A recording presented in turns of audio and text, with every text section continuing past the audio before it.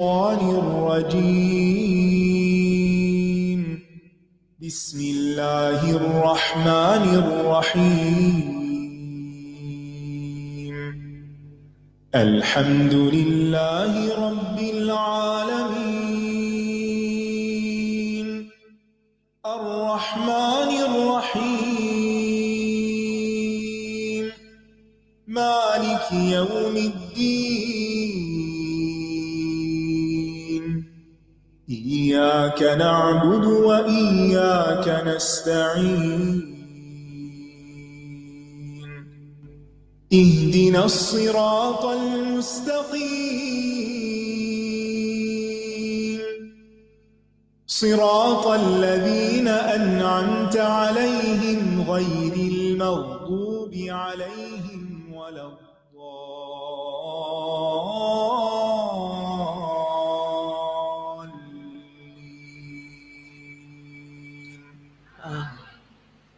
السلام علیکم ورحمۃ اللہ وبرکاتہ۔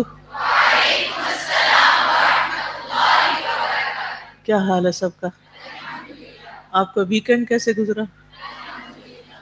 آرام کرتے ہوئے یا کام کرتے ہوئے؟ اچھا، کام کرتے ہوئے۔ آپ کو کیا پسند ہے، کام کرنا پسند ہے یا آرام کرنا؟ اس کا کیا فائدہ؟ کیا فائدہ کام کرنے کا؟ آرام کرتے ہیں جی جی کام کر کے انسان آگے بڑھتا ہے، اور آگے بڑھ کے کیا کرتا ہے پھر؟ آگے بڑھنے کا کیا فائدہ؟ آرام کرے، پیچھے رہ جاتے ہیں تو کوئی بات نہیں، پھر کیا ہوا؟ جی دنیا میں کام کرنے آئے ہیں، ٹھیک ہے، تو خود پہ ترس نہیں آتا اتنا کام کر کر کے؟ کس کو کام کر کے خوشی ملتی ہے؟ اچھا، اور کس کو کام کر کے مصیبت لگتا ہے؟ اور ٹھیک ہے ٹھیک ہے ٹھیک ہے، اچھی بات ہے، سچ بولنا چاہیے، ٹھیک ہے۔ تو کام کر کے خوشی کیوں ہوتی؟ جی خوشی کیوں ہوتی؟ کیا کچھ تو بتائیں۔ جب ہمارا کوئی گول ہوتا ہے، کوئی مقصد ہوتا ہے زندگی میں، پھر جب ہم وہاں پہنچ جاتے ہیں تو ہمیں خوشی ہوتی ہے، اور وہ پہنچنے کے لیے اسٹرگل چاہیے ہوتی ہے۔ مثلاً آج ماشاءاللہ کچھ 70 لوگ سیالکوٹ سے آئے ہوئے، اور 70 یہ سیالکوٹ یہاں سے تقریباً میرا خیال ہے 5 گھنٹے تو لگتے ہی ہیں، 4 سے 5 گھنٹے لگتے ہیں نا آنے میں، اور اتنے ہی ان کو لگیں گے جانے میں، کیونکہ یہاں تو رہنا نہیں، جانا ہی جانا ہے۔ تو اب ایک دن میں 10 گھنٹے سفر کوئی آسان کام ہے؟ تو کس لیے کیا؟ ہر کام ہی اللہ کے لیے ہے، یہ جواب نہیں ہوتا، ٹھیک ہے نا؟ یعنی آپ نے سفر کس مقصد کے لیے کیا؟ علم حاصل کرنے کے لیے، کچھ سیکھنے کے لیے، اور جو آپ کا مقصد تھا، چلے پہلا مقصد اسلام آباد دیکھنا تھا، ٹھیک؟ کتنے لوگوں نے پہلی دفعہ اسلام آباد دیکھا ہے ان میں سے؟ ہاں، کافی کافی بڑی تعداد ہے جس نے پہلی دفعہ اسلام آباد دیکھا۔ تو یہ ایک مقصد تھا۔ تو جب آپ اسلام آباد داخل ہوئے، منزل پہ پہنچے محنت کر کے، تو خوشی ہوئی نا کہ دیکھ لیا اسلام آباد؟ اچھا، تو اگر آپ گھر سے ہی نہ نکلتے تو اسلام آباد دیکھ لیتے؟ نہیں، اسلام آباد دیکھنا اور نہ دیکھنا برابر ہے؟ برابر نہیں ہے، ٹھیک ہے نا؟ کیونکہ اسلام آباد باقی شہروں سے بہت مختلف ہے۔ اب آپ دیکھیے کہ چاہے آپ مشقت اٹھائی آپ نے، لیکن آپ پہنچے اور آپ نے دیکھا، اور جب آپ واپس جائیں گے تو گھر والوں کو بتانے کے لیے بہت سی کہانیاں ہوں گی، اور پھر انشاءاللہ کلاس بھی اٹینڈ کر رہے ہیں، اور کلاس اٹینڈ کر کے اگر کچھ سیکھا تو ہو سکتا ہے زندگی میں فائدہ ہو۔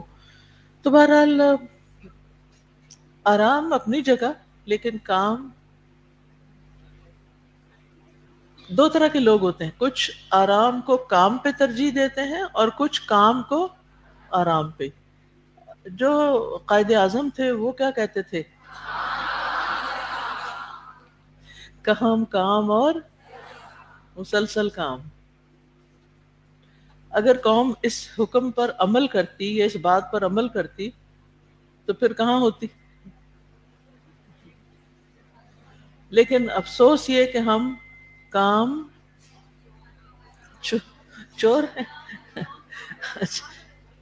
جی، ہم کام کو آرام پر نہیں، آرام کو کام پر ترجیح دیتے ہیں. تو اگر بس اتنی سی تبدیلی ہے، اس کو الٹا کر لیں، ٹھیک ہے، یعنی کام کو آرام پہ ترجیح دے دیں، پھر اپنی زندگی کا جائزہ لیں. یعنی اپنی اس زندگی کا جائزہ لیں جس میں آپ نے آرام کو کام پہ ترجیح دی، اور پھر اس زندگی کو دیکھیں جس میں آپ نے کام کو آرام پہ ترجیح دی، اور دونوں کے نتائج کو دیکھ لیں. اللہ نے نا آرام کو دراصل جنت میں رکھ دیا. صحیح معنوں کا جو آرام ہوگا نا وہ جنت میں ہی ہوگا، لیکن وہ آرام اس کو ملے گا جو آج یہاں کام کرے گا. جو یہاں کام کرے گا نا وہ وہاں آرام کرے گا، اور جو یہاں آرام کرے گا وہ وہاں مشقت میں پڑ جائے گا. تو بہرحال ویکنڈ کے حوالے سے اچانک میرے دل میں یہ بات آ گئی کہ آپ کا حال چال پوچھ لوں، اور آپ کا مزاج پوچھ لوں، اور آپ کی پسند ناپسند بھی پوچھ لوں، تاکہ پھر اس کے مطابق کچھ پڑھائی کی جائے، تیاری کی جائے. آج ہم انشاءاللہ نیا باب شروع کریں گے، ٹھیک ہے. نئے باب کا نام ہے دل پریشان اور غمگین ہو تو یہ پڑھیں، ٹھیک ہے، یہ اذکار پڑھیں. تو نحمده ونصلی علی رسولہ الکریم، اما بعد فاعوذ باللہ من الشیطان الرجیم، بسم اللہ الرحمن الرحیم. رب اشرح لی صدری ویسر لی امری واحلل عقدۃ من لسانی یفقہوا قولی. فإنما، پہلے اس باب کی جو آیت ہے فإن مع العسر یسرا، یہاں سے شروع کریں گے. فإن مع العسر يسرا إن مع العسر يسرا. بے شک ہر مشکل کے ساتھ ایک آسانی ہے، یقیناً ہر تنگی کے ساتھ ایک اور آسانی ہے. ولا تيأسوا من روح الله إنه لا ييأس من روح الله إلا القوم الكافرون. اور اللہ کی رحمت سے مایوس نہ ہو، بے شک اللہ کی رحمت سے صرف کافر لوگ ہی مایوس ہوتے ہیں. إنما أشكو بثي وحزني إلى الله وأعلم من الله ما لا تعلمون. میں اپنی بے قراری اور اپنے غم کی شکایت صرف اللہ سے کرتا ہوں، اور میں اللہ کی طرف سے وہ کچھ جانتا ہوں جو تم نہیں جانتے. وَإِن يَمْسَسْكَ اللَّهُ بِضُرٍّ فَلَا كَاشِفَ لَهُ إِلَّا هُوَ وَإِن يُرِدْكَ بِخَيْرٍ فَلَا رَادَّ لِفَضْلِهِ يُصِيبُ بِهِ مَن يَشَاءُ مِنْ عِبَادِهِ وَهُوَ الْغَفُورُ الرَّحِيمُ. اور اگر اللہ آپ کو کوئی تکلیف پہنچائے تو اس کے سوا کوئی اسے ہٹانے والا نہیں، اور اگر وہ آپ کے ساتھ کسی بھلائی کا ارادہ کر لے تو اس کے فضل کو کوئی پھیرنے والا نہیں. وہ اسے اپنے بندوں میں سے جسے چاہتا ہے پہنچا دیتا ہے، اور وہ بہت بخشنے والا، نہایت رحم کرنے والا ہے. اللہ ربی لا شریک لہ. اللہ میرا رب ہے، اس کا کوئی شریک نہیں. اللہ ربی لا اشرک بہ شیئا. اللہ ہی میرا رب ہے، میں اس کے ساتھ کسی کو شریک نہیں کرتا. لا الہ الا انت سبحانک انی کنت من الظالمین. تیرے سوا کوئی الہ نہیں، تو پاک ہے، بے شک میں ہی ظالموں میں سے ہوں. ولا حول ولا قوة إلا بالله العلي العظيم. اور اللہ بلند و برتر کے سوا کسی کے پاس زور اور طاقت نہیں ہے. اللهم اهد قلبي وسدد لساني واسلل سخيمة قلبي. اے اللہ میرے دل کو ہدایت عطا فرما، میری زبان کو درستگی عطا فرما اور میرے دل کا کینہ دور فرما. اللهم لا سهل إلا ما جعلته سهلا وأنت تجعل الحزن سهلا إذا شئت. اے اللہ کوئی کام آسان نہیں مگر جسے تو آسان کر دے، اور جب تو چاہتا ہے مشکل کو آسان کر دیتا ہے. اللهم إني عبدك وابن عبدك وابن أمتك ناصيتي بيدك ماض في حكمك عدل في قضاؤك أسألك بكل اسم هو لك سميت به نفسك أو علمته أحدا من خلقك أو أنزلته في كتابك أو استأثرت به في علم الغيب عندك أن تجعل القرآن ربيع قلبي ونور صدري وجلاء حزني وذهاب همي. اے اللہ بے شک میں تیرا بندہ اور تیرے بندے کا بیٹا اور تیری بندی کا بیٹا ہوں. میری پیشانی تیرے قابو میں ہے، میرے حق میں تیرا حکم جاری ہے، تیرا فیصلہ میرے بارے میں انصاف پر مبنی ہے.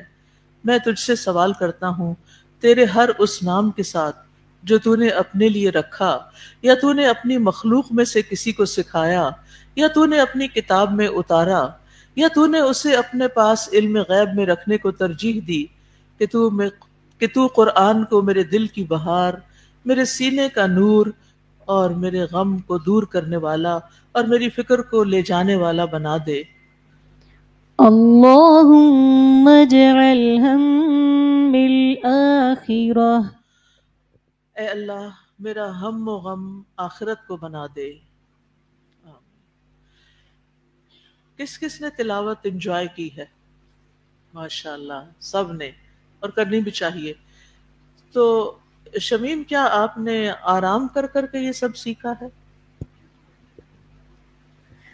نہیں استاذہ، یہ کیسے ہو سکتا ہے؟ دنیا کے علم کے لیے بھی کتنا کھپنا پڑتا ہے، اور جو سب سے عظیم کلام ہے، سب سے عظیم علم ہے، اس کے لیے پھر کتنی محنت کرنی چاہیے.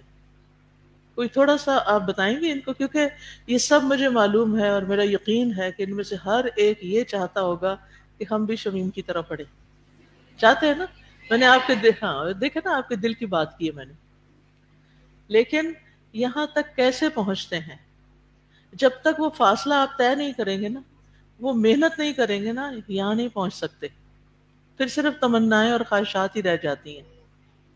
مجھے یاد ہے جب آپ گجرانوالہ میں وہ اب قرآن کا وہ دور کر رہی تھی، تو آپ نے بتایا تھا کہ 2 رکعت میں شاید آپ نے پورا قرآن سنایا تھا، یا وہ کیا تھا؟ ایک رکعت میں پورا قرآن سنایا تھا. ہے آپ میں ہمت؟ وہ ایسے ہی تھوڑی آ جاتا راہ چلتے ہوئے، چلو ہم کھڑے ہو کے پورا قرآن پڑھ لیتے ہیں 1 رکعت میں. یہ ایسی منزل تک پہنچنے کے لیے مسلسل روز کام کرنا پڑتا ہے بغیر چھٹی کیے. آپ نے کتنی چھٹیاں کی تھیں جب؟ الحمدللہ استاذہ کوئی چھٹی نہیں ہے. میری تعلیمی جو بھی میرے کورسز رہے ہیں اس میں میری کوئی چھٹی نہیں تھی. کوئی چھٹی نہیں. تو ہم میں سے اکثر لوگ چھوٹی بڑی بات ہو جاتی ہے، آج ذرا لگتا گرمی زیادہ ہوگی، چھٹی کر لیتے ہیں، گھر میں بیٹھ کے کوئی ایپ وغیرہ کھول کے پڑھ لیتے ہیں، سن لیتے ہیں. من طلب العلا سحر اللیالی، جس نے بلندیاں طلب کی وہ راتوں کو جاگا. بقدر القد تکتسب المعالی. بلندیاں محنت کے مطابق ہی حاصل کی جاتی ہیں. جتنی محنت کرو گے، جتنا گڑ ڈالو گے، اتنا ہی میٹھا ہوگا. لیکن اب لوگ چونکہ میٹھے سے پرہیز کرنے لگ گئے ہیں، لہٰذا انہوں نے گڑ ڈالنا بھی چھوڑ دیا. محنت کی ضرورت ہے. ہر چیز اب صرف بنی بنائی، بس سن لیں، دیکھ لیں اور بس خود کچھ بنے. کیا آپ کو یقین ہے کہ اہل القرآن کے قیامت کے دن کچھ درجات ہوں گے جو عام لوگوں سے بہت بلند ہوں گے؟ آپ کو دل نہیں چاہتا اس وہاں تک پہنچے؟ وہ بھی آرام سے مل جاتے ہیں؟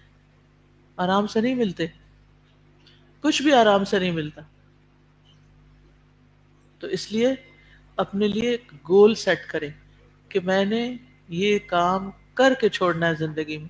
اور جس کا کوئی مقصد ہوتا ہے نا زندگی میں، پھر وہ دھوپ ہو یا بارش ہو یا بادل ہو یا سردی ہو یا گرمی ہو، کچھ بھی ہو، اس کو یہ چیزیں میٹر ہی نہیں کرتی، اس سے فرق ہی نہیں پڑتا. ٹھیک ہے؟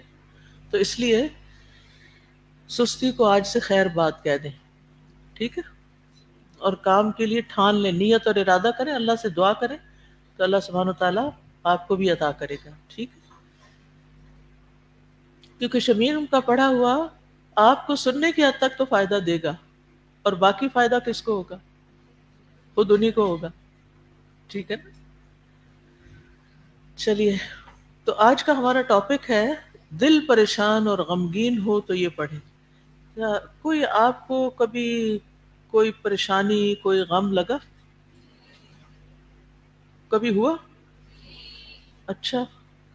کوئی ایسا ہے جس کو کبھی کوئی پریشانی نہیں ہوئی یا کوئی غم نہیں ہوا؟ کوئی بھی نہیں.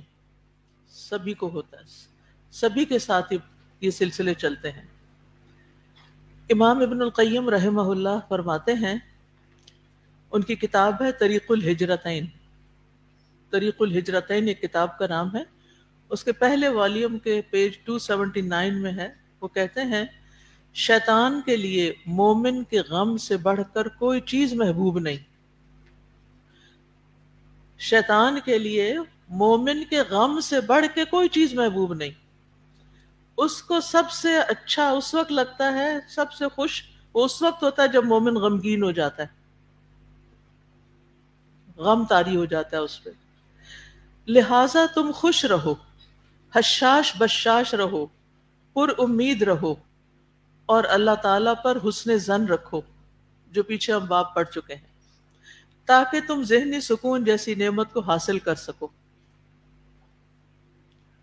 اور یہ ذہنی سکون اللہ سے حسن ظن رکھے بغیر حاصل نہیں ہوتا. اگر آپ اللہ سے ہی ناراض ہیں نا کہ میرے ساتھ یہ کیوں ہوا، میری قسمت میں یہ کیوں لکھ دیا، تو آپ کبھی بھی خوش نہیں رہ سکتے. تو بات یہ ہے کہ ہم نے اپنے دشمن، کھلے دشمن شیطان کو کیا کرنا ہے؟ شکست دینی. جب آپ کو یہ پتہ چلتا ہے، لوگوں میں سے بھی شیطان تو نظر نہیں آتا نا، تو اس لیے اس کی بات شاید آپ کو سمجھ نہ آئے. جب آپ کو یہ پتہ چلتا ہے کہ آپ کے بہن بھائیوں یا سسرال یا کوئی دوستوں میں سے کسی شخص کو بڑی خوشی ہوتی ہے جب آپ کو کوئی تکلیف ہوتی، یہ ہوتا ہے نا، آپ کو پتہ چل جاتا ہے نا، جب مجھ پہ کوئی تکلیف آتی ہے فلاں بندہ بڑا خوش ہوتا ہے، تو پھر آپ کیا کرتے ہیں؟ اس کے سامنے غمگین ہونا پسند کرتے ہیں یا اپنے آپ کو کمپوز رکھتے ہیں کہ میں نے اپنے غم کو اس کے سامنے تو ظاہر ہی نہیں کرنا، اس کو نہیں خوش ہونے دینا، جو میرے تکلیف پہ خوش ہے اس کو میں نے خوش نہیں ہونے دینا. تو یہی سوچیں کہ شیطان جو میرا دشمن ہے وہ میرے غم پہ خوش ہوتا ہے، تو میں نے اس کو خوش نہیں ہونے دینا، میں نے خود خوش ہونا ہے. وہ رستے تلاش کرنے ہیں، وہ طریقے تلاش کرنے ہیں کہ ان غموں کے اندر بھی رہتے ہوئے میں خوش رہوں، خوش نظر بھی آؤں. تو اس سلسلے میں جو پہلی آیت ہے وہ ہے، پڑھیے. فَإِنَّ مَعَ الْعُسْرِ يُسْرًا إِنَّ مَعَ الْعُسْرِ يُسْرًا. بس بے شک ہر مشکل کے ساتھ ایک آسانی ہے، یقیناً ہر تنگی کے ساتھ ایک اور آسانی ہے۔ اس آیت میں آپ صلی اللہ علیہ وسلم اور آپ کے ساتھیوں کے لیے خوشخبری ہے، اور ان کے بعد امتیوں کے لیے بھی خوشخبری ہے کہ جو بھی مشکل تم پر آئی ہوئی ہے، جو بھی تکلیف ہے، یہ کچھ عرصے کے بعد ختم ہو جائے گی، چاہے طویل ہے چاہے لمبی ہے۔ ہر مشکل کے بعد بھی آسانی آتی ہے، لیکن ہر مشکل کے ساتھ بھی ایک آسانی ہوتی ہے۔ تو اللہ سبحانہ وتعالیٰ کا ایک نظام ہے جس میں نمبر 1 مشکل کے ساتھ آسانی، اور نمبر 2 مشکل کے بعد آسانی۔ مشکل کے بعد جو آسانی ہے اس کے بارے میں سورۃ الطلاق میں آتا ہے سَيَجْعَلُ اللَّهُ بَعْدَ عُسْرٍ يُسْرًا، ان قریب اللہ تنگی کے بعد آسانی پیدا کر دے گا، لہذا امید نہیں چھوڑنی۔ اور جہاں تک تنگی کے ساتھ آسانی ہے تو اس میں آپ دیکھیے کہ آج کل مونسون کا موسم آ گیا، صبح سویرے اچھی اچھی بارش ہو جاتی، پھر اس کے بعد دھوپ نکل آتی، جس کی وجہ سے کیا ہو جاتا ہے، حبس ہو جاتی ہے۔ اس میں جو گرمی ہوتی ہے وہ ایک تو جون کی گرمی تھی نا، جو مڈ جون سے پہلے تک کی گرمی، وہ خشک گرمی تھی، وہ اور طرح کی تھی، لیکن اب گرمی ہو گئی ہے حبس والی۔ اس میں کیا آتا ہے، پسینہ، دل کی گھبراہٹ شروع ہو جاتی، پسینہ آتا ہے، گرمی لگتی، تکلیف ہوتی ہے۔ لیکن آپ کو پتا ہے کہ پسینے کے فوائد کتنے ہیں؟ پسینہ آنے سے کتنی بیماریاں جسم سے نکل جاتی ہیں، اور پھر پسینہ آنے سے جسم ٹھنڈا بھی ہونے لگتا ہے۔ ایک تو تھا نا نہا کے آپ ٹھنڈے ہوتے ہیں، اور ایک قدرت آپ کو نہلاتی ہے، آپ پسینے میں نہاتے ہیں۔ پھر آپ دیکھیے کہ قیامت کے دن حشر کے میدان میں بھی ہر شخص اپنے گناہوں کے مطابق پسینے میں ڈوبا ہوا ہوگا۔ تو یہ ہمیں دنیا کا پسینہ سوچنے پر مجبور کرتا ہے، احساس دلاتا ہے، خیال دلاتا ہے کہ وہ آگے بھی ایک بڑا دن ہے جس میں سورج سوا نیزے پر ہوگا اور ہر شخص پسینے میں ڈوبا ہوا ہوگا، سخت گرمی ہوگی، وہ گرمی کا ایک طویل دن ہوگا۔ تو پھر انسان توجہ کرتا ہے اپنے اعمال کی طرف، اپنا محاسبہ کرتا ہے، اور اس کے علاوہ بھی اس گرمی کے کئی فائدے ہیں آپ کو۔ اب اس میں آپ دیکھیں جوں جوں گرمی بڑھے گی، حبس بڑھے گی، بارشیں ہوں گی، میٹھے میٹھے آم آئیں گے، رسیلے پھل آئیں گے۔ بارش کے بغیر کیا ہوتا ہے، پھلوں میں رس نہیں، اس طرح نہیں ہوتا۔ آپ جتنا چاہیں پانی لگا لیں، روز لگا لیں، وہ رس نہیں آئے گا، وہ مٹھاس نہیں آئے گی جو 1-2 بارشوں کے بعد ہی آ جائے گی۔ گرینری آپ پانی لگاتے ہیں اس سے بھی ہو جاتی ہے پیدا، لیکن ایک جو بارش کے بعد گرینری آتی ہے اس کی خوبصورتی کچھ اور ہوتی ہے۔ تو ان مع العسر یسرا، لیکن اس یسر کو دیکھنے والی نگاہ ہونی چاہیے کہ یہ جو تنگی اس وقت مجھ پہ آئی ہوئی ہے، جس نے مجھے پریشان کر رکھا ہے، شدید گھبراہٹ میں مبتلا کر رکھا ہے، یہاں آسانی کون سی ہے، اس کے ساتھ مجھے آسانی کیا ملی ہوئی ہے، اس پہ توجہ، اپنا فوکس ادھر کر دیں، دھیان ادھر کر دیں، آسانیوں کو دیکھنے لگیں۔ ایک شخص بیمار ہو جاتا ہے، بیماری ایک بڑی مصیبت ہے، لیکن آسانی کیا ہے کہ لیٹ جاتا ہے آرام سے بیڈ پہ، جو ویسے اس وقت میں کبھی نہیں لیٹ سکتا۔ سارے کیئر کرنے لگتے ہیں، سارے آ جاتے ہیں، کوئی کچھ لے آتا ہے آپ کے لیے، کوئی کچھ پوچھتا ہے، کوئی وہ سارے جو آپ کو بھولے ہوئے تھے لوگ، جن سے آپ کو شکایت تھی کہ وہ میرا حال ہی نہیں پوچھتے، اب کیا ہوتا ہے، بیمار کا حال سب پوچھنا شروع ہو جاتے ہیں۔ تو اسی طرح باقی چیزوں میں بھی آپ غور کیجئے کہ تنگی کے ساتھ آسانی کیا ہے۔ آپ کو پتہ ہے بچے جو پیدا ہوتے ہیں، ایک تو نارمل ڈیلیوری ہوتی ہے جو اللہ تعالیٰ کی طرف سے قدرت کا ایک نظام ہے، اور ایک سی سیکشن کے ذریعے ہوتی ہے۔ کیا آپ نے کبھی غور کیا کہ سی سیکشن کے ذریعے جو بچے پیدا ہوتے ہیں ان میں کس کس چیز کی کمی رہ جاتی ہے، ان کے کون کون سے مسل ڈیولپ ہی نہیں ہوتے؟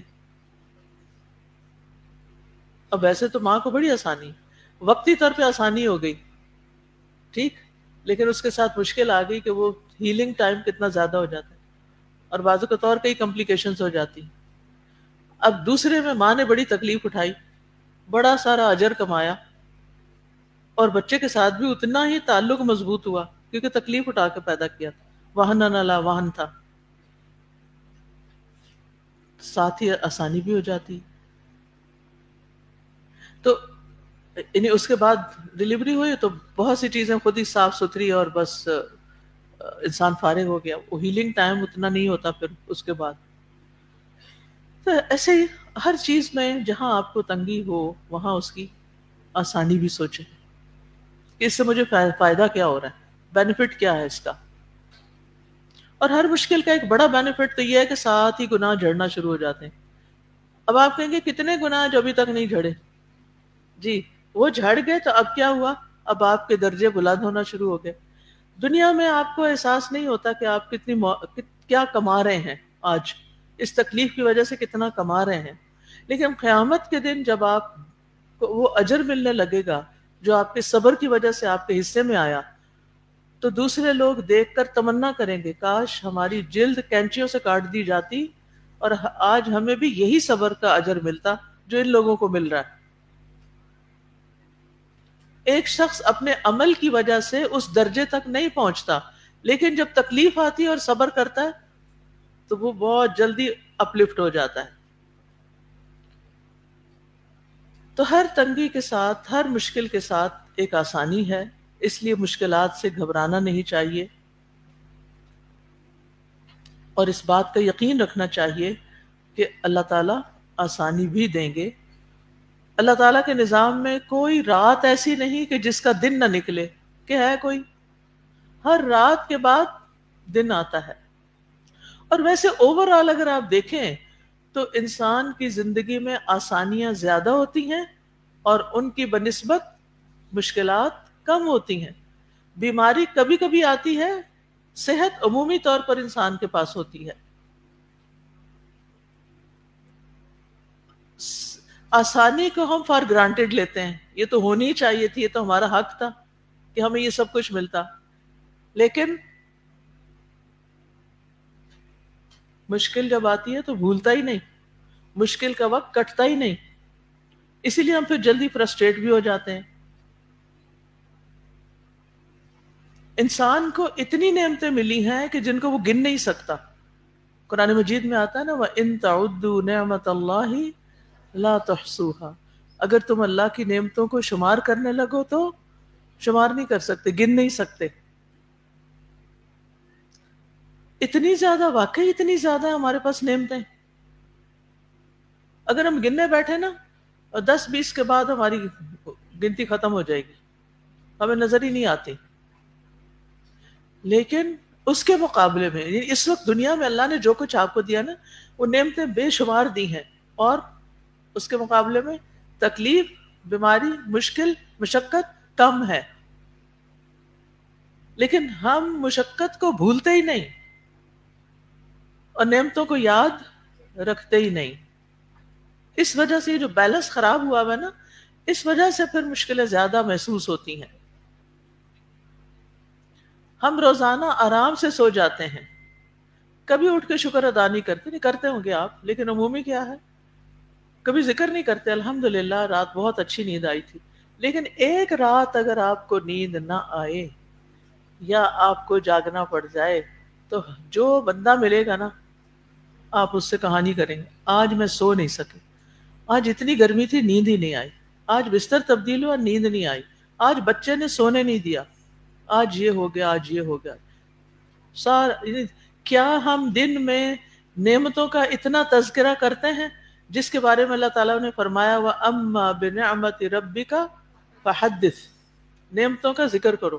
ٹھیک, اس کے مقابلے میں تکلیفوں کا ہم کتنا زیادہ ذکر کرتے ہیں, اور جس چیز کا جتنا زیادہ ذکر کرتے ہیں وہ چیز اتنی ہی ہم پر حاوی ہو جاتی ہے.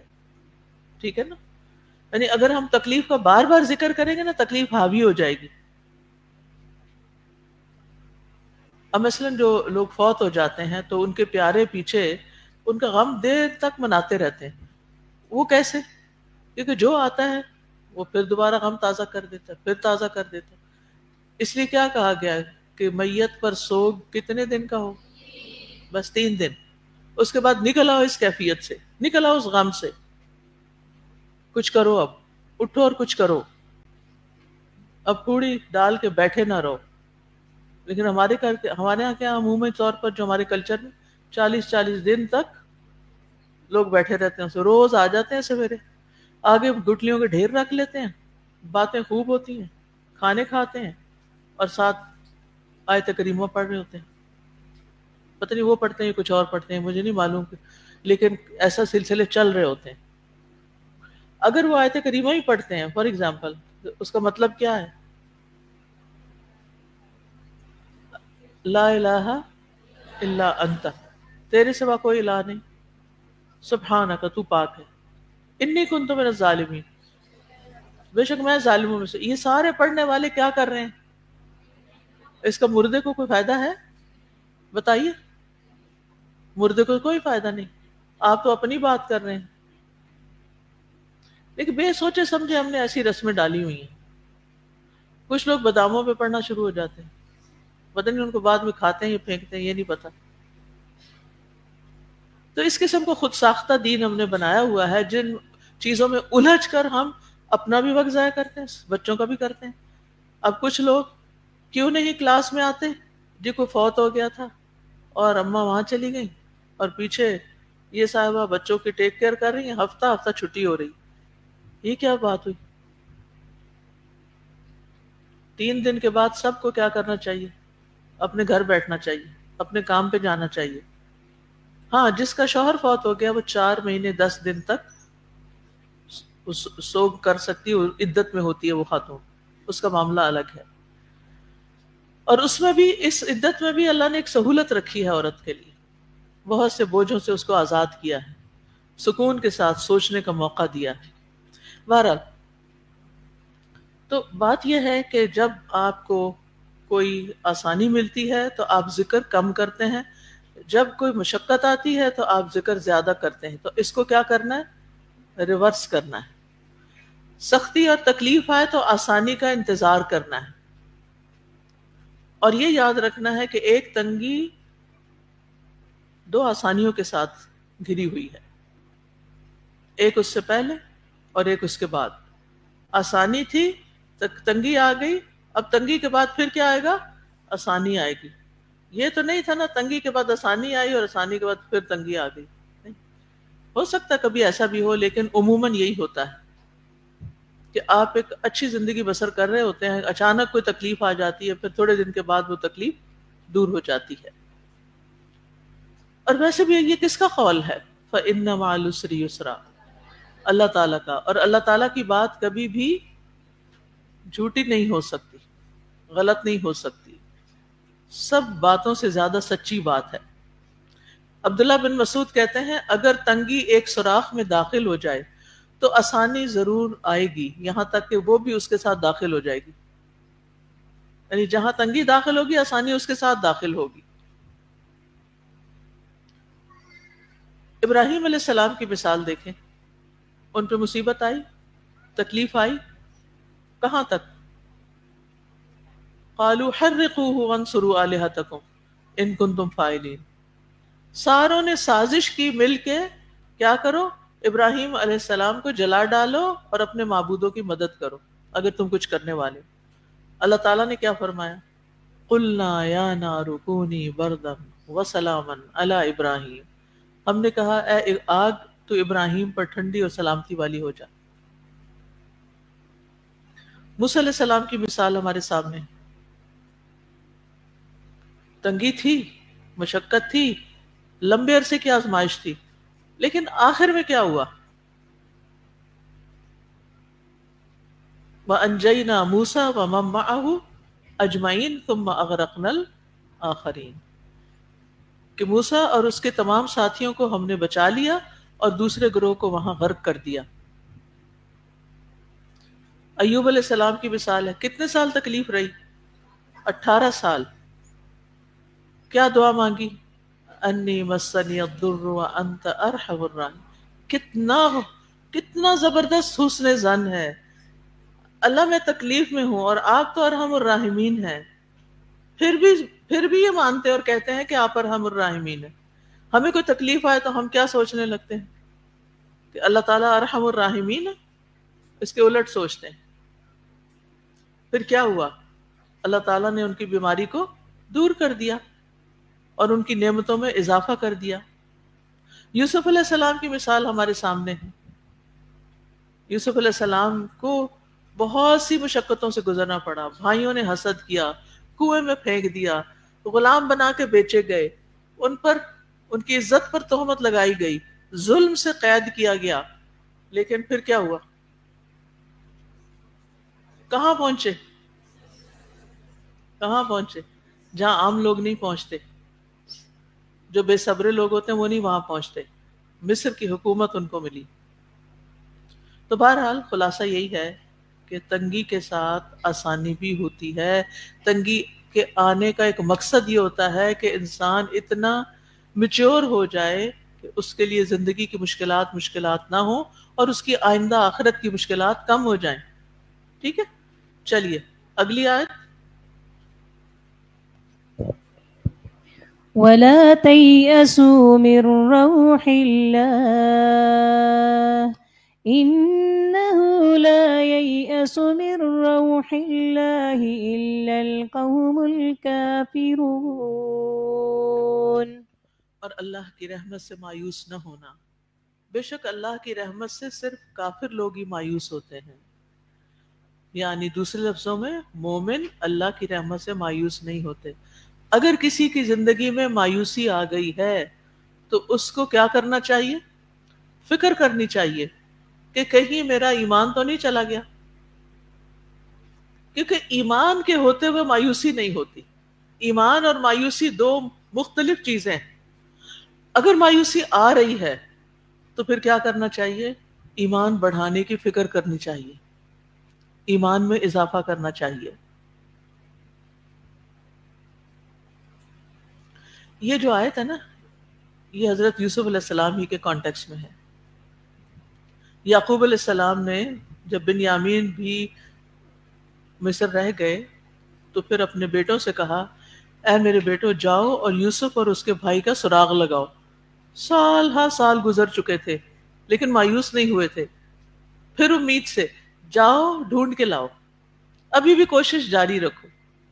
تو بندہ مومن کب تک کوشش جاری رکھتا ہے؟ ہینڈز اپ نہیں کرتا، ہاتھ پاؤں چھوڑ نہیں دیتا، مسلسل کوشش کرتا ہے حتیٰ کہ اپنا مقصد پا لے. اور کہا وَلَا تَيْأَسُوا مِن رَّوْحِ اللَّهِ، اور اللہ کی رحمت سے مایوس نہ ہونا. بھائی اگر نہ بھی ملے تو اللہ کی رحمت سے مایوس نہیں ہونا. پھر صحیح.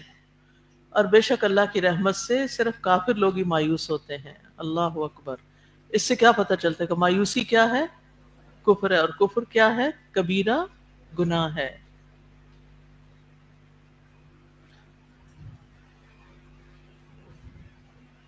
اور پھر آپ دیکھیے کہ روح اللہ کیا ہے.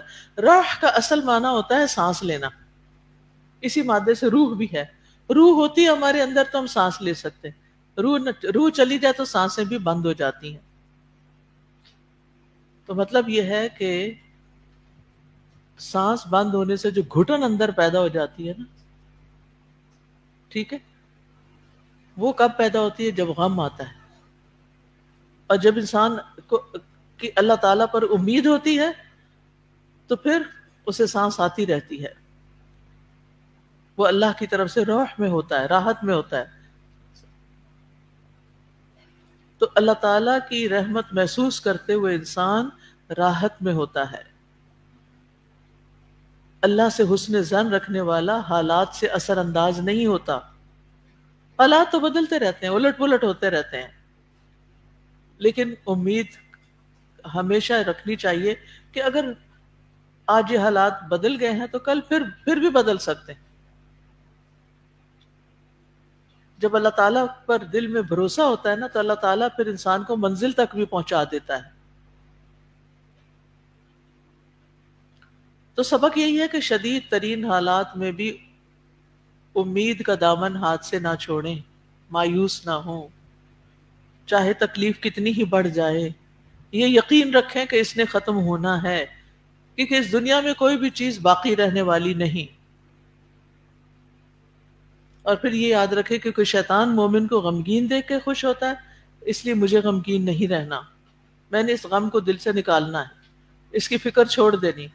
اور پیچھے آپ سب پڑھ چکے کہ معاملے کو اللہ کے حوالے کر دیں، اللہ کے سپرد کر دیں، اللہ سے مدد مانگیں اور اللہ سے اچھی امید رکھیں، اللہ کے بارے میں حسن ظن رکھیں. تو جب بھی انسان کے ہاتھ سے کوئی موقع چھوٹ جائے، مثلا کوئی جاب چلی جائے، کوئی بزنس بند ہو جائے، یا اسی طرح کوئی انسان آپ کو دھوکہ دے جائے، یا پھر کوئی بیماری آ جائے، ان سب مواقع پر کیا کرنا ہے؟ ہمت نہیں ہارنی، ٹوٹ کے بکھرنا نہیں، اپنی زندگی کا کوئی اعلیٰ مقصد بنا لینا ہے. دیکھیے بعض اوقات کوئی ایک چیز ہم سے جاتی ہو سکتا ہے آپ میں سے کسی کا یہ ایکسپیرینس ہو کہ آپ یہاں کیوں آ گئے، کیونکہ آپ کا ایڈمیشن نہ ہو سکا کہاں، میڈیکل کالج میں مثلا، یا کسی خاص یونیورسٹی میں. تو اب آپ نے سوچا، آپ بہت ڈسہارٹ ہوئے ہوں گے. مجھے پتا ہے جب انسان کی بچپن سے ایک تمنا ہوتی ہے نا میں نے ڈاکٹر بننا ہے، اور اس نے محنت بھی بہت کی ہوتی ہے، لیکن وہ ایک نمبر سے رہ جاتا ہے، تو سوچ لیں اللہ کا فیصلہ کچھ اور ہے. اللہ تعالیٰ چاہتا ہے میں کچھ اور بنوں. اس وقت نہیں سمجھ آتی، اس وقت انسان بڑی تکلیف میں ہوتا ہے کہ یہ کیوں ہو رہا ہے، وائی میں نے تو یہ کرنا ہے. اور انسان ایکسپٹ نہیں کرتا، ڈینائل میں ہوتا ہے، یہ نہیں ہونا چاہیے، نہیں ہو سکتا، میں نہیں مانتی اس کو. چلو ٹھیک ہے ایک اٹیمپٹ اور کر لیں، ایک اور کر لی، پھر بھی نہیں ہوا، اب تو کچھ اور سوچنا پڑے گا. کچھ لوگ تو 999 بار اٹیمپٹ کرتے ہیں ایڈیسن کی طرح، اور پھر 1000ویں دفعہ کیا بن جاتا ہے؟ روشنی کا بلب. کیونکہ وہ 999 ٹائم جو ہے وہ کوشش ضائع نہیں ہوئی، اس سے جو تجربہ حاصل ہوا اس نے آخری دفعہ کام کروا دیا. تو ایسا بھی ہوتا ہے کہ اگر آپ کی زندگی میں کوئی واضح ایسا مقصد ہے جو لازماً اچیو ہونا چاہیے اور بہت فائدے کا ہے آپ کے بھی لوگوں کے بھی، تو پھر اس کے لیے آپ محنت کرتے ہیں، بار بار کرتے ہیں، بار بار اٹیمپٹ، پیچھے نہیں ہٹتے. آپ مثلا قرآن حفظ کر رہے ہیں، کچھ لوگ تو جلدی سے سبق سنا دیتے ہیں اور جلدی سے بھول بھی جاتے ہیں ویسے تو، اور کچھ لوگوں کو بہت ٹائم لگتا ہے، تو وہ پریشان نہ ہو، اس میں خیر ہے، زیادہ پڑھنے کا موقع مل رہا ہے. اچھا اب آپ دیکھیے کہ ہو سکتا ہے کہ آپ نے کوئی زندگی کی راہ اختیار کی ہو، وہاں ہو گیا کوئی حادثہ اور آپ کو آنا پڑ گیا الہدا. کسی صرف ہاتھ کھڑا کر دیجئے، کوئی ایسا چانس ہوا تھا کہ آپ تو کہیں اور جا رہے تھے اور وہ جہاز یہاں لینڈ ہو گیا؟ جی بہت سارے ہاتھ کھڑے. یس ایسے زندگی میں ہوتا ہے. اچھا پھر کیا ہوتا ہے؟ ہم کچھ عرصہ تکلیف میں رہتے ہیں، پھر قرآن ہیل کرنے لگتا ہے، پھر ہم اس کو انجوائے کرنے لگتے ہیں، پھر ہم اس کو زندگی کا مقصد بنا لیتے ہیں. آپ کو پتہ ہے کتنے ہی ڈاکٹرز ہیں جنہوں نے قرآن پڑھنے کے بعد، MBBS کرنے کے بعد، جاب کرنے کے بعد، کل ہی بلکہ میری کسی سے ملاقات ہوئی اور آرمی میں ڈاکٹر رہ چکی ہیں اور بہت ایکسپیرینس ڈاکٹر ہیں، سب کچھ ہے. کہتے ہیں اب میرا جب سے میں نے قرآن پڑھنا شروع کیا میرا کسی چیز میں دل نہیں لگتا، میں سوچتی ہوں میں نے اس کو ٹائم کیوں نہیں دیا. تو کچھ لوگ تو وہاں پہنچ کر بھی واپس آتے ہیں کہ نہیں یہ کرنا ہے، اور کچھ لوگ سب کچھ ہوتے ہوئے بھی، چانس ہوتے ہوئے بھی اب صحیح اویل نہیں کرتے. بہرحال اب اگر زندگی میں ایسا کوئی موڑ آ جائے نا، مثلا آپ کے بچپن سے منگنی ہوئی تھی کسی کے ساتھ اور پھر اچانک اس لڑکے کا موڈ بدل گیا، کوئی اور لڑکی پسند آ گئی، ایسا ہوتا ہے؟ ایک جی اونچی سی آئی ہے جی ایسا ہو جاتا ہے. اب آپ اپنے دل سے نکال ہی نہیں پا رہے اس کو، اور اس نے کسی اور سے شادی کر کے اپنا گھر بسا لی، آپ ایکسپٹ ہی نہیں کر پا رہے. زندگی میں ایک نیا ایسا موڑ آ گیا، اب کرے تو کرے کیا. اسی طرح اور بھی بہت سے مواقع ہو سکتے ہیں جس میں چیزیں آپ کی مرضی کے مطابق نہیں ہوتی. میں یونیورسٹی میں پڑھاتی تھی اور یونیورسٹی کی کچھ پالیسیز کے ساتھ مجھے اختلاف تھا کہ یہ اس طرح نہیں، اس طرح ہونا چاہیے. کافی سجیشنز دی، لیکن جب نئی بات بنی تو میں نے ایک دن سوچ لیا یہ میری آخری کوشش ہے اس راستے کی. اگر یہ کامیاب نہ ہوئی تو جو میرے ڈریمز ہیں وہ پھر کسی اور طرح پورے ہوں گے، اور وہ الہدا کی شکل میں پورے ہوں. یقین میں کبھی کبھی سوچتی ہوں اگر یونیورسٹی والے میری باتیں مان لیتے اور میں وہیں پر رہ جاتی تو الہدا نہ ہوتا. اللہ کسی اور سے کام لے لیتا، یہ تو اللہ کے کام ہے نا، لیکن میرے ہاتھوں نہ ہوتا. اس وقت جب آپ کے سامنے، آپ کے اندر صرف ڈریمز ہوتے ہیں، خواب ہوتے ہیں، آپ کے سامنے کوئی مٹیریل چیز نہیں ہوتی، کوئی کچھ بھی نہیں ہوتا، آپ کے ہاتھ بھی خالی ہوتے ہیں، صرف آپ کے خواب ہوتے ہیں، صرف آپ کی تمنائیں ہوتی ہیں اور دعائیں ہوتی ہیں، اور بس آپ کے ہاتھ میں کچھ نہیں. ان کو بھی معمولی نہ سمجھیں. جو لوگ خواب دیکھتے رہتے ہیں نا وہ کہیں نہ کہیں حقیقت پا لیتے ہیں، اور جو اللہ تعالیٰ سے مانگتے رہتے ہیں نا اللہ تعالیٰ ان کو مایوس نہیں کرتا، وہ دیتا ہے. بس بات یہ ہے کہ ہم خود واضح ہوں کہ ہم کیا کرنا چاہتے ہیں. آپ کو کوئی پیشن ہو، کوئی شوق ہو، کوئی جذبہ ہو. تو بات میں یہ کر رہی تھی کہ زندگی میں بہت سی چیزیں اس طرح کی ہو جاتی ہیں، پھر ان کے ساتھ چمٹ کے نہیں رہنا چاہیے، اور باقی دروازے بند نہیں ہو جانے چاہیے، اندھیرے میں نہیں رہنا چاہیے، ڈپریشن میں نہیں جانا چاہیے، مایوسی نہیں ہونی چاہیے. کیونکہ ہمارے دین میں مایوسی کی مذمت کی گئی. اور مایوسی ہوتی کیا ہے؟ کسی کام یا کسی عمل کا مطلوبہ نتیجہ نہ نکلنے کے بعد ایک خاص کیفیت کا طاری ہو جانا، دکھی رہنا، پریشان رہنا، بے چین رہنا، بے قرار رہنا، کسی چیز میں دل نہ لگنا، نہ نماز میں، نہ روزے میں، نہ کسی خیر میں، نہ کسی انسان سے ملنا. اچھا کچھ لوگ کیا کرتے ہیں، ملنا جلنا چھوڑ دیتے ہیں. آپ نے دیکھا کچھ لوگ جب پریشان ہوتے ہیں، مایوس ہوتے ہیں، تو پھر سوشلی ڈسکنیکٹ ہو جاتے ہیں. اب راتوں کو جاگتے ہیں اور دن کو سو جاتے ہیں تاکہ نہ کوئی آئے نہ کوئی ملے، نہ کسی کے فون کا جواب، نہ کسی سے بات، نہ کچھ. کیا اس طرح کرنے سے مسئلہ حل ہو سکتا ہے؟ نہیں. اس طرح کرنے سے انسان اپنے آپ کے ساتھ خود ہی دشمنی کر رہا ہوتا ہے. تو مایوسی کے کچھ اسباب ہوتے ہیں. نمبر 1، ارادے کا پورا نہ ہو سکنا. مثلا آپ چاہتے ہیں آپ کی نماز بہت اچھی ہو، بڑی خشوع و خضوع والی ہو، لیکن آپ پڑھ ہی نہیں پا رہے، اس طرح کی نماز نہیں پڑھ پاتے. پھر کیا ہوتا ہے؟ میرا نہیں خیال کہ میں کبھی ایسی پڑھ سکوں، اس لیے کوشش بھی نہیں کرتے. نہیں، کوشش نہیں چھوڑنی. مایوسی نہ کرنے کا مطلب کیا ہے؟ کوشش جاری رکھنا. جو شخص کسی چیز کو پانے کے لیے کوشش جاری رکھتا ہے وہ مایوس نہیں ہوتا. پھر دوسری بات، کسی کام کا مطلوبہ نتیجہ نہ نکلنا. آپ ایک خاص چیز بنا رہے تھے، وہ کچھ اور ہی بن گئی. کبھی ایسا بھی ہوتا ہے نا.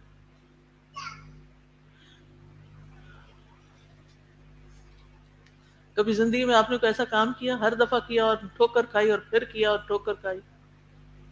مجھے پودے اگانے کا بہت شوق تھا. اب آپ تو نہیں بتائیں گے مجھے اپنی کوئی ناکامی کی کہانی، تو میں ہی بتا دیتی ہوں. خاص طور پر آم کھانے کا بہت شوق ہے، تو وہ پھر لگانے کا بھی بڑا شوق تھا کہ بازار سے تو آتے ہیں تھوڑے تھوڑے، تو اپنے درخت پہ لگے ہوں تو شیخ چلی کی طرح، یعنی کہ خوب ڈھیر سارے کھائیں، پھر انسان کوئی روکے بھی نہ. تو ہر سال میں اپنی کیاری میں آم کی گٹلی بو دیتی تھی، اور وہ پھوٹ بھی پڑتی تھی، اور وہ اچھا خاصا پودا اتنا بڑا بھی ہو جاتا تھا. لیکن جو ہی سردی آتی وہ جل جاتا، ہر سال جل جاتا، ہر سال جل جاتا. اور اتنی عقل نہیں تھی کہ کسی مالی سے یا کسی سے پوچھا جائے یا سیکھا جائے. یہ بھی عقل نہیں ہوتی نا ہمیں کہ اگر ہم ایک خاص ناکامی کا شکار ہیں تو بھئی کسی کے پاس جائیں اور اس سے کوئی حل پوچھیں کہ میں اس سے کیسے نکلوں، یہ میرے ساتھ بار بار یہی ہو رہا ہے. کچھ لوگ اپنی غلطی بار بار ریپیٹ کرتے ہیں کیونکہ ان کو پتہ ہی نہیں کہ اس سے نکلنے کا راستہ کیا. تو بہرحال پھر میں نے ٹھان لی آج کے بعد میں نے نہیں لگانا، اور پھر نہیں لگایا آم. کیونکہ اللہ تعالیٰ نہیں چاہتا تھا کہ میں آم لگانے کے شعبے میں چلی جاؤں، وہ مجھ سے کوئی اور کام لینا چاہتا تھا. اس لیے اس نے مجھے وہاں آگے نہیں بڑھنے دیا، ورنہ تو اللہ کی طرف سے الہام ہو جاتا ہے اچھا یہ ایسا نہیں ہو رہا، چلو فلاں سے پوچھو، کرتے ہیں، پھر کچھ اور کرتے ہیں۔ پھر اسی طرح یہ ہے کہ کچھ مشکلات اس لیے بھی مشکلات ہوتی ہیں کہ جس میں ہم دنیا کی زندگی کے بارے میں ہمارا رویہ، پرسپیکٹو، ہماری سوچ درست نہیں ہوتی۔ ہم دنیا کو کیا بنانا چاہتے ہیں؟ جنت۔ تو کیا دنیا جنت بن سکتی ہے؟ کوئی ایک مجھے بتائے کہ اس نے جنت بنائی تھی۔ نمرود نے شاید بنائی تھی، یا پتہ نہیں کس نے، شداد نے، جی ہاں۔ اور اس کے علاوہ بھی مختلف بادشاہوں نے بڑے بڑے محلات تعمیر کر کے جنت بنانے کی کوشش کی، اور آج بھی چھوٹے ہر کوئی نا اپنی کیپیسٹی کے مطابق کوئی نہ کوئی جنت بنانے کے لیے محنت کرتا رہتا ہے۔ لیکن دنیا کو اللہ نے اس ڈیزائن پہ بنایا ہی نہیں کہ جنت بن سکے۔ جنت ایک اور جگہ پر ہے، اس کے حصول کے لیے یہاں کام کرنا ہے، جس میں ناکامیاں بھی ہوں گی، اور یہ ناکامیاں اس زندگی کا حصہ ہے، یہ تکلیفیں اس زندگی کا حصہ ہے۔ اللہ نے خود فرما دیا ضرور آزماؤں گا تمہیں مختلف طرح کی چیزوں سے، خوف سے، بھوک سے، مال جان کی کمی سے، وغیرہ وغیرہ۔ اور یہ بھی عبادت ہی کی ایک کیفیت ہوتی جب انسان کو اس ناکامی کے دور سے گزرنا پڑتا ہے۔ تو ہمیں جس شخص کو یہ پتا چل جائے نا یہ دنیا جنت نہیں ہے اور نہ یہ بن سکتی ہے، اور یہ پرفیکٹ ہے نہیں اور نہ ہو سکتی ہے، تو وہ پھر پرفیکشن کے چکر میں نہیں پڑے گا، پھر وہ جو کر سکا کر لیا، اور اس کے بعد نتیجہ اللہ کے حوالے، اور وہ اس پریشانی میں نہیں ہوگا پتہ نہیں ٹھیک ہوا کہ نہیں، ہائے لوگ کیا کہیں گے، ہائے یہ ہو گیا، میں پیچھے رہ گئی، فلاں ہو گیا۔ پھر آپ دیکھیے چوتھی چیز یہ ہے کہ دنیا میں ناکامیوں کے تجربات کا زیادہ ہونا، ایک تو نا نارمل ہے، ہر شخص کی زندگی میں کامیابی بھی ہوتی ہے، ناکامی بھی ہوتی ہے، یہ تو بڑی نارمل سی بات ہے۔ لیکن کچھ لوگ ہوتے ہیں جن کی آزمائشیں ذرا زیادہ شدید ہوتی ہیں، جیسے انبیاء کی حدیث میں آتا ہے نا، سب سے زیادہ تکلیف کس پہ آتی ہے؟ انبیاء پہ آتی ہے، حالانکہ وہ اللہ کے سب سے زیادہ پیارے بھی ہوتے ہیں، پھر بھی تکلیف آتی ہے، تو اس کے پیچھے کوئی مصلحت ہے نا، کوئی حکمت ہے۔ اسی طرح پھر ان کے بعد ان پہ تکلیفیں زیادہ آتی ہیں جو ان سے زیادہ قریب ہوتے ہیں، اور ہر انسان کے دین کے مطابق اس پر آزمائش آتی ہے، زیادہ مضبوطی ہے دین میں یا شوق ہے یا محبت، آزمائش بھی زیادہ ہوگی۔ اب اس وقت شیطان ہمیں بھلوا دیتا ہے کہ یہ تو اللہ کی محبت کی علامت ہے، یہ تو پیغمبروں والا راستہ ہے، اللہ تعالیٰ نے میرے ساتھ ظلم نہیں کیا کہ مجھے دوسرے لوگوں سے زیادہ آزمایا۔ کیونکہ پتہ کیا ہوتا ہے، ہم کمپیریزن بہت کرتے ہیں، ہمارے پاس یہ ہے، یہ نہیں، فلاں کے پاس یہ ہے، فلاں کی آپ کو پتہ ہے میں نے بچپن میں ایک کہانی شاید پڑھی علامہ اقبال کے بارے میں کہ انہوں نے 9 سال کی عمر میں شاعری شروع کر دی، ٹھیک ہے، شعر کہنا شروع کر دیے۔ اچھا جب میں 9 سال کی ہوئی نا، 9 سے 10، تو میں اکثر یہ سوچ کے پریشان ہوتی تھی کہ میں نے ابھی تک کوئی شعر کیوں نہیں کہا، ہے نا، پاگلوں والی بات ہے نا، بچوں والی سوچ۔ اچھا بھائی ہر کوئی شاعر تھوڑی پیدا ہوتا ہے، یہ تو کچھ اس وقت اتنی عقل تو نہیں ہوتی، بعض اوقات ہم بڑے ہو کر بھی بچے بنے رہتے ہیں۔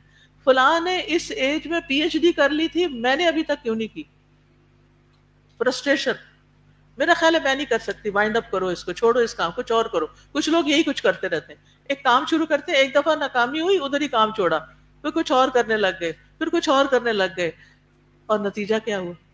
کہیں کبھی نہ رہے۔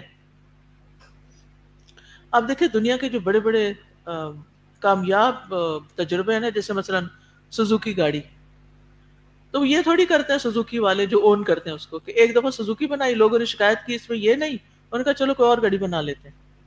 اچھا وہ اس میں کوئی اور شکایت آ گیا، اچھا کوئی اور گاڑی بنا لیتے ہیں۔ انہوں نے یہ نہیں کیا، انہوں نے اسی کے اندر مزید امپروومنٹس، نئے نئے تجربے نہیں کیے۔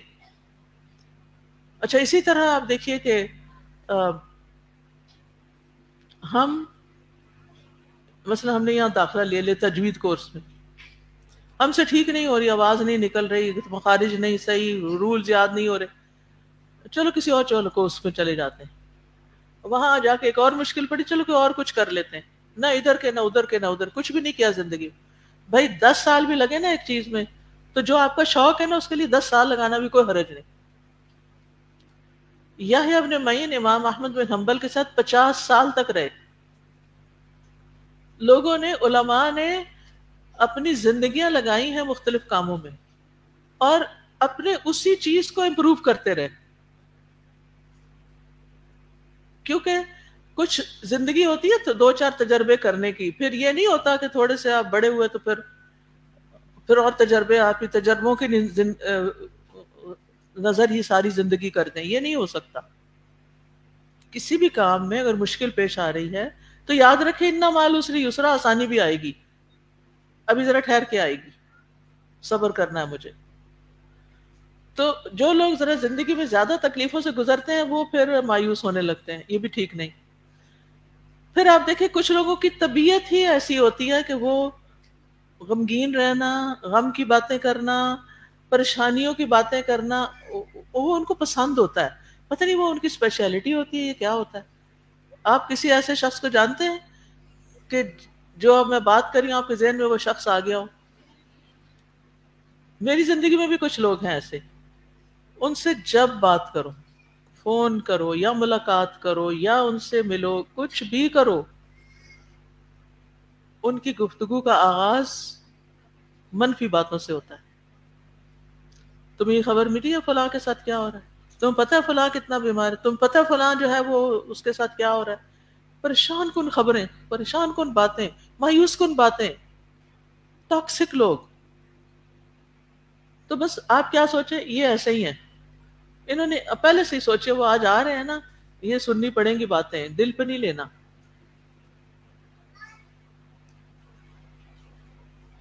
تو اگر ہم خود ان میں سے ایک ہیں، یعنی ہم اس وقت تو سیکنڈ پرسن کی بات کریں نا، اگر وہ فرسٹ پرسن ہم خود ہی ہیں تو ہمیں سوچنا ہے کہ یہ ہمارے لیے کچھ ٹھیک نہیں ہے، یہ کچھ صحیح نہیں ہے، کیونکہ اللہ کی رحمت سے نا امید ہونا، سے نعمتوں کی کمی کا ذکر کرتے رہنا، یہ درست نہیں۔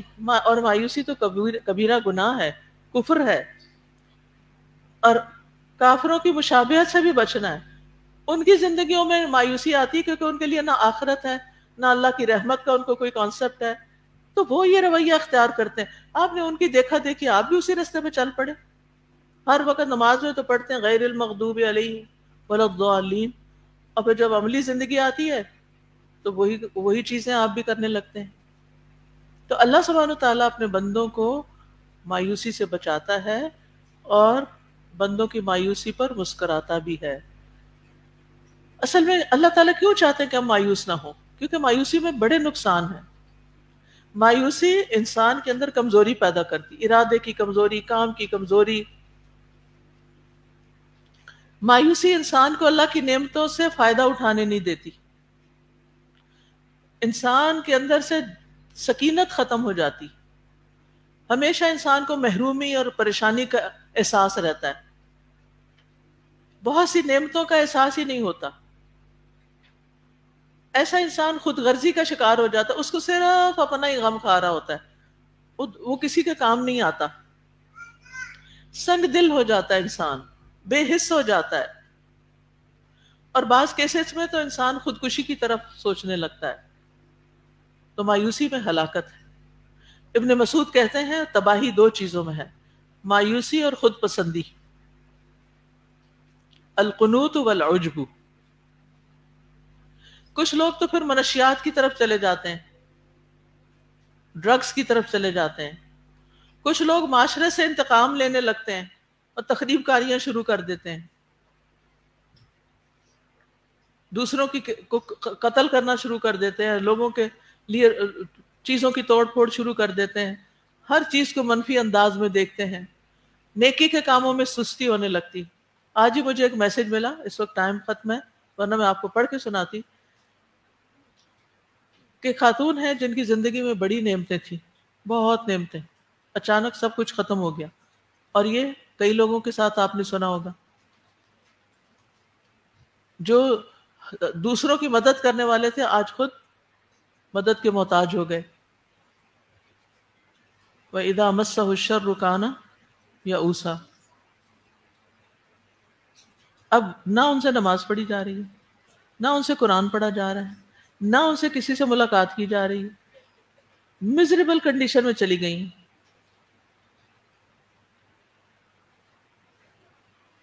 اب کیا ان کو ایسے ہی چھوڑ دیا جائے؟ ایسے لوگوں کو آس پاس والوں کا فرض بنتا ہے ہاتھ پکڑ کے باہر نکالیں. اور مایوسی جو ہے نا یہ دل کے بگاڑ کا سبب بنتا ہے.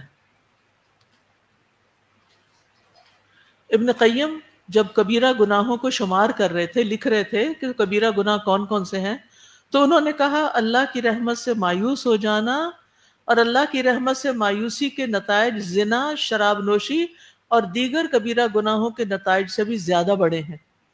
یعنی مایوسی سے اتنی خرابیاں آتی ہیں جتنی شراب اور زنا سے بھی نہیں آتی. اور دل اور جسم کی اصلاح اسی صورت میں ہو سکتی ہے جب مایوسی سے بچا جائے اور توبہ کی جائے، ورنہ دل بگڑ جائے گا. جب دل بگڑ جاتا ہے تو کیا کچھ بگڑتا ہے، سب کچھ بگڑ جاتا ہے. تو دل کو بگڑنے سے بچانا ہے. اب کیسے؟ انشاءاللہ آئندہ لیکچرز میں ہم جتنے بھی اللہ نے دن دیے ہم اس پر بات کریں گے. لیکن اگر آپ کے دل میں 1% بھی کوئی ایسے تھاٹس ہیں نا تو اللہ سے آج خوب رو کے دعا کرنی، اللہ آپ اس کو نکال دیں، آپ میرے لیے کافی ہو جائیں.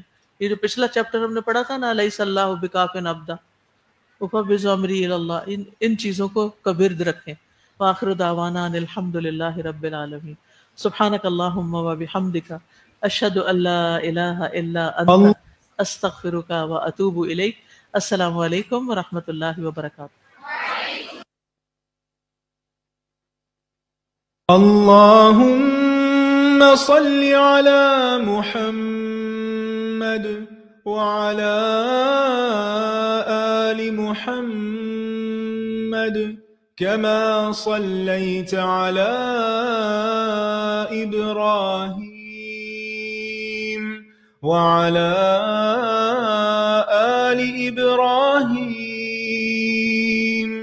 إنك حميد مجيد. اللهم بارك على محمد وعلى آل محمد كما باركت على إبراهيم وعلى آل إبراهيم إنك حميد مجيد.